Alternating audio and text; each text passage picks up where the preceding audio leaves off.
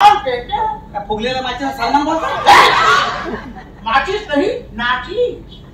हा सलमान खान, मग मी कतरीना. बरोबर ते ती. आणि काय सलमान खानला बघितलं नाही?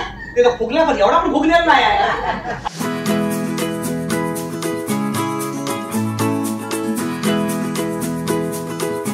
राजू बन गया जेंटलमन ही एका राजूची गोष्ट आहे. तो राजू काय आहे, तो राजू कसा आहे, त्याची ती गोष्ट कुठून सुरुवात होते आणि कुठे जाऊन संपते. त्याचा एक विनोदी प्रवास आहे. उमेश जगताप एक वेगळ्या भूमिकेत तुम्हाला पाहायला मिळेल. त्याचे 2 रोल आहेत. ते दोन्ही रोलमध्ये तो धमाल करतो. ते तुम्हाला पाहायला मिळेल. एकतर आणि सांगायचं झालं तर अंशुमन विचारे, की वेगळ्या धाटणीचा एक कलाकार आहे. जे नाटकासाठी डिव्होटेड असणं आणि नाटकाचे प्रयोग इतक्या सहज चपळाईनं करणं, हे त्याच्याकडनं शिकण्यासारखं आहे. खूप मजा आली त्यांच्याबरोबर काम करताना आणि सगळेच बाकीचे आर्टिस्ट विनम्र भाबल आहे आमचा, अमृता फडके आहे, आमचा कारेकर आहे किंवा संदीप आहे आमचा. सगळेच जण त्यांच्या त्यांच्या भूमिकांमध्ये अगदी चपकल बसलेत आणि चपकल काम करतात. आज मला तुझी ऍक्टिंग हाऊस भागेल. गप्प बसा, तू काही बोलतोस. आता हाऊस बोललो, हात कुठे बोललो? आत्ता बोललास ना? बेडाला बोलला नाही का? नाही, आता मला ते आठवत नाही. आठवेल मालक, आठवेल. स्टेअरिंग वर बसल्यावर जसं माणसाला गाडी चालवायला आठवतं, पाण्यात पडल्यावर जसं माणसाला पोहायला आठवतं, बघा डब्याला बसल्यावर जसं माणसाला आपण काय बोलतो? आवड स्वतः त्याला आवड दिसते म्हणून म्हणतो डायलॉग. चालेल या रंगभूमीवर या. म्हणजे इथे सगळंच छान. म्हणजे एकंदरीतच जेव्हा दीपक गोडबोलेंनी मला ही गोष्ट, आम्ही चिपळूणला एका प्रयोगादरम्यान भेटलो होतो, तेव्हा दीपक गोडबोलेंनी मला ही गोष्ट सांगितली, की असं आहे नाटक आणि असं करायचंय, ते तुला डिरेक्ट करायचंय.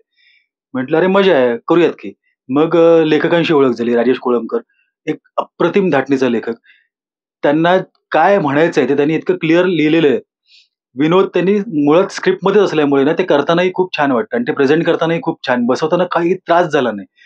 मुळात मला जे हवंय किंवा मला जे दिसतंय याच्यावरती त्यांच्याशी बोलल्याच्या नंतर पण त्यांनी बऱ्याच गोष्टी अजून दिल्या. त्यामुळे कोळंबकरांना एक 100 पैकी 100 मार्क आहेत, की कमाल लिहिलंय त्यांनी, कमाल एक ती गोष्ट बांधून दिली. त्यामुळे मजा येत होती, की रीडिंग पासूनच आम्ही त्या गोष्टी रिपेअर करत चाललो होतो, की कुठे वाटतंय का, कुठे काही खटकतंय का, काही गोष्टी स्लो होत आहेत का किंवा फास्ट होत आहेत का, काही जातंय का, सुटतंय का आपल्यातून. पण ती प्रोसेस इतकी सगळी छान होती आणि सगळ्यांची इन्व्हॉल्वमेंट. त्यामुळे आत्ता जे काही प्रयोग आणि म्हणजे प्रयोगाच्या नंतर कधीच आम्हाला तालीम करावी किंवा असं काहीतरी असं काही वाटतच नाही आता. आता यायचं, प्रयोग करायचे, हसे मिळवायचे, टाळ्या मिळवायच्या आणि शांत घरी जायचं. कोणीतरी आपला बकरा बनवतंय.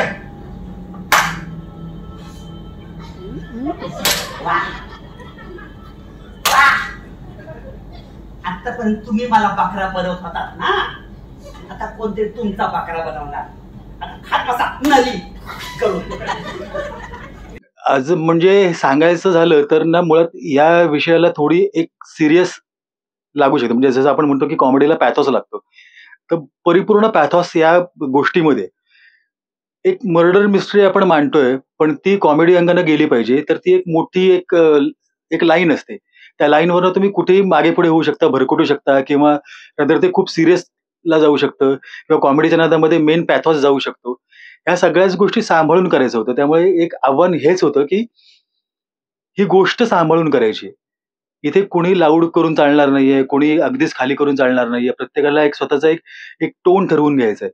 तो टोन ठरवून देताना किंवा प्रत्येक फ्रेम ठरवून देताना ना, ती एक कसरत होती, की इथे कुठेही जाता कामा नये, ते सुटता कामा नये.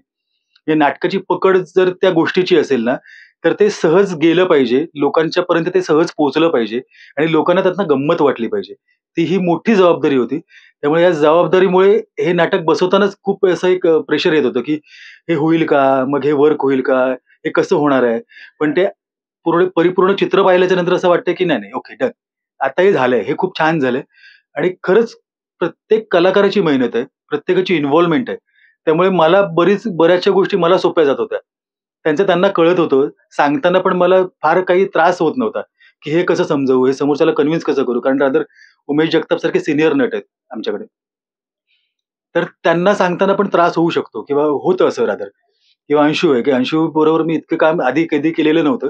पण आता आम्ही इतके एकत्र होतो, की मग त्यांनीच मला कम्फर्ट केलं, की नाही, तुला जे हवं ते तू सांगत जा. त्याप्रमाणे आपण त्याच्यावरती वर्क करत जाऊ आणि ते होत गेलं वर्क. त्यामुळे मजा आणि धमाल सगळ्याच गोष्टींची झाली. आणि तालमी पण आम्ही म्हणजे विनोदी नाटक करताना फार विनोद होतात असं म्हणतात, पण आम्ही इतक्या सिरियसली तालमी केल्यात. त्यामुळे आता त्याचा रिझल्ट जे लाफ्टर येत आहेत किंवा ज्या टाळ्या येतात त्याच्यावरून आम्हाला कळतोय काय आहे. काय ग? तू लवकर कशी काय आलीस? तुझ्या गाडीचं काय म्हणून झालेलं नाही ना? अरे गाडी लवकर आली, काय गाडी खचकन ठेचण्यात आली आणि माझ्या नवऱ्याची धांदल झाली. त्या नवऱ्याची अलेक्सा गली में मजा म्हणजे मुळात मला असं वाटलं होतं की उमेश जगताप यांचा हा जॉनरच नाहीये की विनोदी नाटकांमध्ये तुम्ही आपण त्यांना चला हवा विद्यामध्ये पाहिलंय, पण ते एका याच्यामध्ये हा प्रकारच वेगळा आहे. बरं, त्यातून डबल रोल करायचंय तर ते एक प्रेशर त्यांचं स्वतःचं होतं, पण ते रिलीज करत होते की मला काय हवं ते तू सांगत जा, त्याप्रमाणे मी करत जाईन. मुळात मी एका वेगाचं नाटक ऑलरेडी करत असल्यामुळे मला नाटकाचा वेग काय ठेवायचा मला माहिती. त्यामुळे तो वेग आणि त्या वेगाला उमेश जगताप मॅच करणं हा खूप मोठा टास्क होता, पण तो त्यांनी स्वतःहूनच स्वतःचं प्रेशर रिलीज केलं आणि आता त्या वेगात ते मॅच झाले. त्यामुळे खूप आनंद होतो या गोष्टीचा की असे कलाकार आहेत की जे त्या रोलनुसार मोल्ड व्हायला तयार आहेत. आता असं होतं की बरेचदा की त्यांच्यानुसार रोल करावा लागतो, रोल मोल्ड करावा लागतो, पण नाही, यांनी स्वतःलाच त्या याच्याने मोल्ड करून घेतलं. त्यामुळे खूप मजा आली आणि खरंच खूप मेहनती आणि सगळेच जण खूप म्हणजे एक काय म्हणतो त्याला आपण की एक टार्गेट ठरवून आलेत, एक एम धरून आलेत की ह्या नाटकाचं काय करायचं आहे, ह्या नाटकातनं किती लाफ्टर आले पाहिजे, त्या लाफ्टरचा काउंटर काय असला पाहिजे, एंड पर्यंत जाण्याचा जर्नी हा लोकांना एंड पर्यंत कळताच कामा नाही की हा आता एंड होणार आहे नाटकाचा. तर ते सगळ्या गोष्टी, ह्या सगळी जबाबदारी सगळे नट घेत आहेत. त्यामुळे खूप मजा आहे आणि समजूतदार आहेत सगळे. बरोबर औषध घा. आधी मला औषध घाला. चला मला काय परत मलाच कामं सांगता ह्यांना पण सांगा ना. इथे बसायचं, इथे बसा. मी काय झालं की सगळं मला ध्यानामध्ये काम वाटून दिलं. इथे बसा इथे. ठीक आहे राजू, आपण काहीतरी वाचलं काय वेळ काय वाचत मला पण कसं होतं ना. इकडे हे बघ, मला काम लक्षात ठेवायच्या, सगळी मी करणार नाही, एकदा सांगणार मी. मला सकाळी उठले की मस्त पैकी त्यांना आंघोळीला पाणी काढायचं आणि कोमट काढ, गरम काढशील जास्त आणि मग कधी शेवटच्या आंघोळ होईल. म्हणजे कसं आहे की म्हणजे रादर मी ज्यांच्या अंडर शिकलोय, तर मी असं की स्टेजवरची कुठली वस्तू विनाकारण नसते, व्यक्ती विनाकारण का असेल, तर त्यांच्या चालण्या बोलण्या प्रत्येक गोष्टीला एक लॉजिक लागतं. म्हणजे तुम्ही कुठलंही कॉमेडी नाटक घ्या तर त्याची एक अंडरलाईन असते, एक थिन लाईन असते, ती सांभाळून करायचं काम. तर ते एक डोक्यात होतच माझ्या. आणि दुसरी गोष्ट म्हणजे असं आहे की लोकांना हसवणं, तर ते त्यांचं एक मूड सेट करून आलेले असतात नाट्यगृहात नाटक पाहायला की हे विनोदी नाटक आहे, ते विनोदी नाटक आपल्याला पाहायचं आहे. ती खूप मोठी जबाबदारी असते. एखाद्या पंचला लोक हसलेच नाहीत तर काय मोठा फियास्को होतो ना, तो माहिती असतो प्रत्येक नटाला पण. तर ते एक असतं की इथे पंच कसा असावा, मग तो तुम्ही अंगिक करून करताय की तुमचा शाब्दिक पंच आहे की त्या कोट्या आहेत, त्या कोट्या पण व्यवस्थित त्यानुसार त्या निघाल्या पाहिजे, त्या तिथपर्यंत पोहोचल्या पाहिजे, त्याचं एक टायमिंग असलं पाहिजे. तर ते टायमिंग सांभाळून काम करणं ही इतकीच जबाबदारी असते. पण म्हणूनच ते कठीण आहे, कारण ते टायमिंग सांभाळलं गेलं नाही म्हणजे ऍक्शन आणि रिॲक्शनचं, तर नक्कीच विनोदी नाटक फसू शकतं. पण इथे तसं काही होत नाही, कारण की प्रत्येकाला ऍक्शनपेक्षा रिॲक्शन काय असावी हे त्यांना माहिती आहे. त्यामुळे ते सहज झालं म्हणजे ते सहज होतंय. आणि ते कारण ते सहज वाटणं ही पण खूप मोठी गोष्ट आहे. कारण काय होतं, विनोद करताना बरेच जण मी विनोद करतोय असं म्हणून जर विनोद करायला गेलं की तो विनोद कधीच वाजत नाही. तुम्ही तुमचं काम करा, तुम्ही तुमच्या टायमिंगली फक्त ते शब्द पोहोचवा. लोक हसतात, लोकांना हसू येतं. फक्त एवढंच की ते टायमिंग जपलं पाहिजे आणि ते टायमिंग सगळ्यांनाच टायमिंग माहिती आहे काय असतं आणि काय नाही. म्हणजे आपल्या रादर चालण्या बोलण्या वागण्याला पण टायमिंग असतं. तर तेच फक्त विनोदी नाटकामध्ये जरा अजून अंडरलाईन करावं लागतं. ते एकदा जमलं की मग जमलं. खाल्लीच माती का खाल्लीच मिशी, अजून थोड्या वेळ रोल मध्ये राहिला असतं का मिळाला असता. राजू आता मोठमोठे रोल पेलवत नाही ते आता. अहो तुम्हाला छोटे छोटे रोल तरी कधी पेलवले होते, काय केलं तो.